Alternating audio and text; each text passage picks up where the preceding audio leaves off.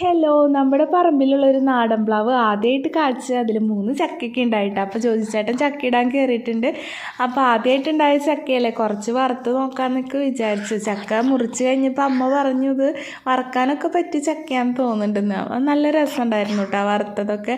അപ്പോൾ ഞാൻ കുറച്ച് ഭാഗം എടുത്ത് വറുത്തു, കുറച്ച് ഭാഗം പഴുപ്പിക്കാൻ വെച്ചിട്ടുണ്ട്, കുറച്ച് ഭാഗം നമ്മൾ കുത്തി പൊടിമുളകൊക്കെ ഇട്ടിട്ട് നമ്മൾ തൃശ്ശൂർക്കാരുടെ സ്വന്തം ഉപ്പേരി കൂട്ടാൻ ഉണ്ടാക്കിയിട്ടുണ്ടായിരുന്നു കേട്ടോ.